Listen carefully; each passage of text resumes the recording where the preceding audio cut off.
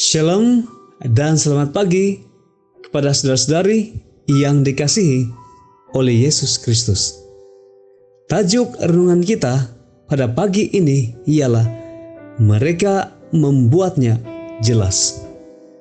Ayat kunci terdapat dalam Nehemia 8 ayat 8 yang berbunyi, mereka membacakan kitab itu, yaitu hukum Allah, dengan jelas sambil memberitahukan maknanya, sehingga pembacaan itu difahami oleh para hadirin. Sementara pembinaan kota Yerusalem dan Bait Suci telah selesai, Nehemia dan para pemimpin menyadari akan keperluan untuk pentabisan bangsa itu kepada Tuhan. Ezra, ahli kitab suci, berdiri di hadapan semua orang yang berkumpul dan membacakan kepada mereka kata-kata dari buku hukum Musa, 5 buku pertama dari Alkitab atau Taurat. Sementara umat itu mendengar cerita-cerita dan peraturan-peraturan yang ditemukan dalam buku-buku ini, mereka terharu dalam hati mereka. Tetapi tidak cukup untuk hanya membaca hukum tersebut. Orang-orang Lewi membantu para hadirin untuk memahaminya dengan menjelaskan kandungan dan maknanya.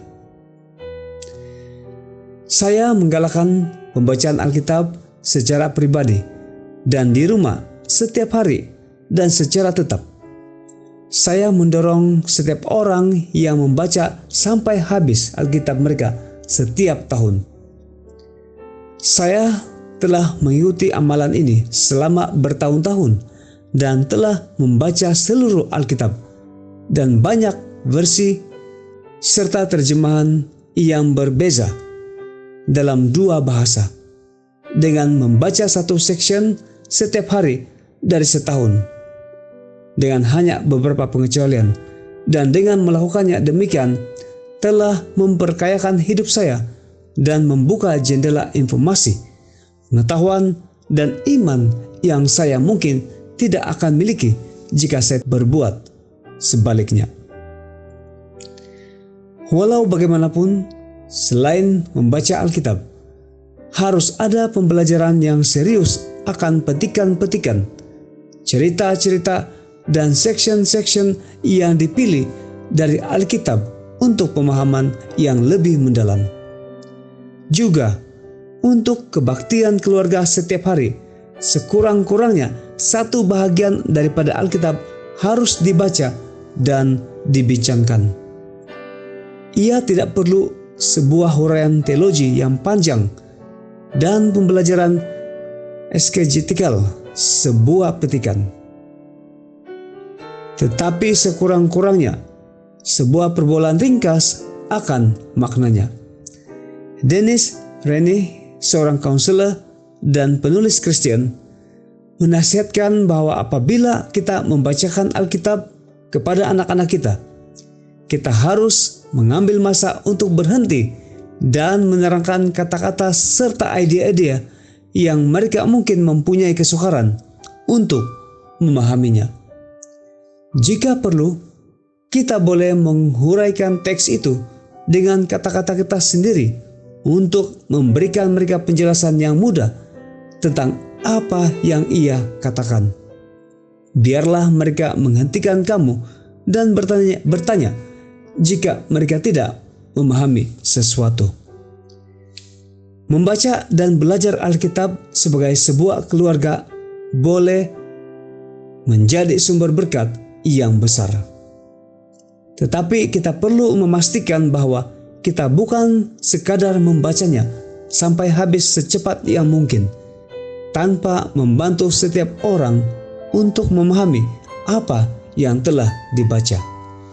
Marilah kita bertumbuh bersama sebagai keluarga dengan mempelajari firman Tuhan. Pelajaran-pelajaran yang anak-anak kita pelajari semasa tahun-tahun awal mereka akan menjadi berguna kepada mereka untuk tahun-tahun mendatang. Bapa, bantu kami untuk meluangkan masa setiap hari bersama firman-Mu, untuk memahaminya, untuk bermeditasi mengenainya, dan untuk meluangkan masa mengajar orang lain apa yang kami telah pelajari daripadanya dan daripadamu. Sekian renungan kita pada pagi ini. Tuhan memberkati. Mari kita berdoa.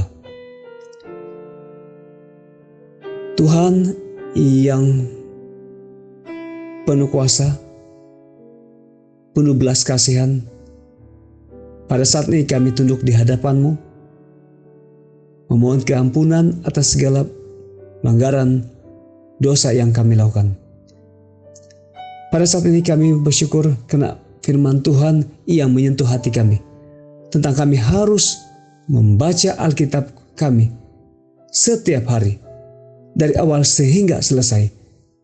Kiranya sementara kami mempelajari firman Engkau, kami dituntun oleh Roh Kudus agar apa yang kami pelajari kami dapat mengerti, dan dalam masa yang sama kami dapat mengajar orang lain tentang apa yang kami sudah pelajari, apa yang sudah kami mengerti di dalam Alkitab, firman Tuhan.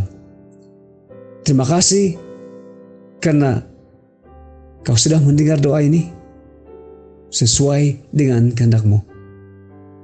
Semua ini kami serahkan dalam tangan Engkau yang berkuasa. Dalam nama Tuhan Yesus kami berdoa dan mengucapkan syukur. Amin.